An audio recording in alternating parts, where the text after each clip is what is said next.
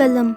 कलम से तो आप सब रोज़ अपनी ज़िंदगी में कुछ ना कुछ लिखते ही होंगे, पर क्या होगा जब वही कलम से लिखा हुआ सच हो जाए और आपकी ज़िंदगी को एक भयानक मोड़ पर ला दे। ये कहानी है आयशा की, जो स्वभाव से बहुत सड़ियल थी और हमेशा दूसरों से जलती थी। पर आयशा की एक खूबी थी, उसे एंटीक्स को कलेक्ट करना बहुत पसंद था और इसीलिए वो रात को ऑफिस से एक एंटीक शॉप पर आती है, जहां उसकी नज़र एक बहुत पुराने बक्से पर पड़ती है। जब वो उस बक्से को खोलकर देखती है तो उसे एक बहुत खूबसूरत पेन दिखाई देता है। वाह, ये पेन कितना अच्छा है, इससे तो मैं रोज़ अपनी डायरी लिखा करूँगी। नहीं बेटा, ये पेन तुम नहीं ले सकती, ये पेन बेचने के लिए नहीं है बेटा।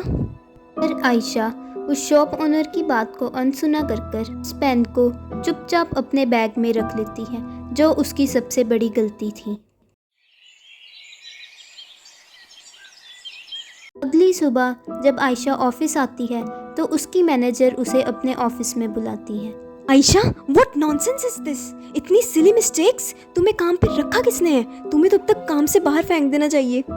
आयशा को अपनी मैनेजर पर बहुत गुस्सा आता है और आयशा का गुस्सा और भी बढ़ जाता है जब उसे पता चलता है कि उसे नाइट शिफ्ट लगाकर वही फाइल्स दोबारा से बनानी पड़ेंगी। रात भर ऑफिस में अकेले बैठकर अपनी सारी फाइल्स को कंप्लीट करती है और अपना सारा काम खत्म कर जब आयशा अपने घर लौटती है तो वो रोज़ की तरह अपनी डायरी लिखने के लिए बैठती है।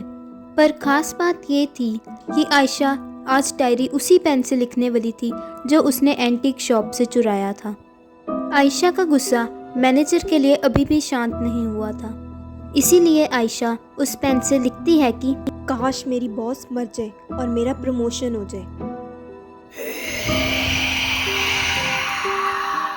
दूसरी ओर आयशा की मैनेजर जो घर लौट रही थी, उसकी कार की बैक सीट से उसे कुछ आवाज़ सुनाई देती है। मैनेजर, मरने के लिए तैयार हो जाओ। और आयशा की मैनेजर का एक्सीडेंट हो जाता है और आयशा की मैनेजर मर जाती है।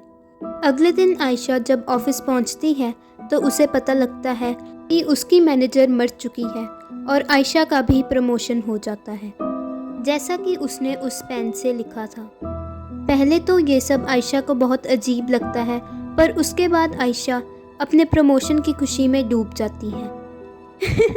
आखिरकार मेरा प्रमोशन हो ही गया और वो मैनेजर मर गई। लगता है ये पेन मेरे लिए बहुत लकी है। आयशा की एक कलीग जिसका नाम डेजी था, वो बहुत ज़्यादा खूबसूरत थी और सारे लोग उससे बहुत अच्छे से बिहेव करते थे, इसीलिए आयशा उससे बहुत ज़्यादा जलती थी। रात को रोज़ की तरह आयशा जब डायरी लिखती है तो वो अपनी भड़ास डेजी पर निकालती है और डायरी में लिखती है कि काश डेजी की खूबसूरती हमेशा हमेशा के लिए ख़त्म हो जाए।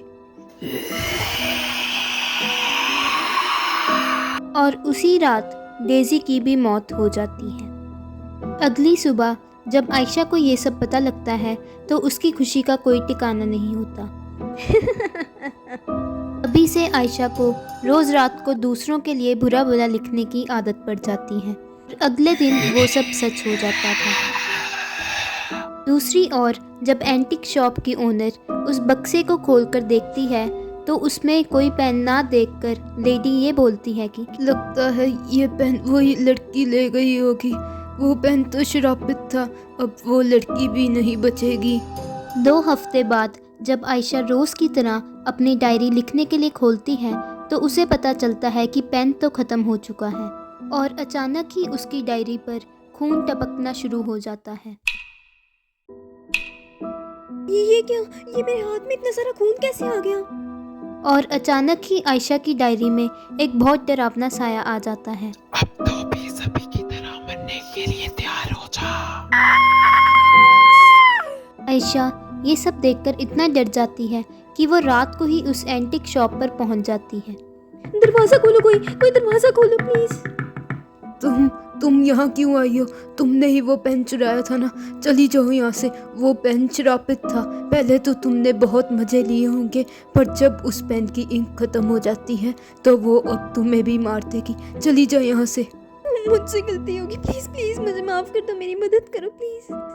चली जा यहाँ से। मुझे भी तुम्हारे साथ नहीं मरना। निकल जा यहाँ से। जब आयशा रोते रोते अपने घर लौटती है तो अपनी डायरी को एक बार खोलकर देखती है, जिसमें लिखा था, आयशा मरने के लिए तैयार हो जाओ। आयशा।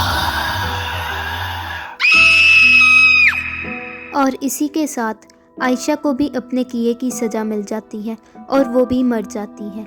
क्या तुम भी मेरे पेन से लिखना चाहोगे?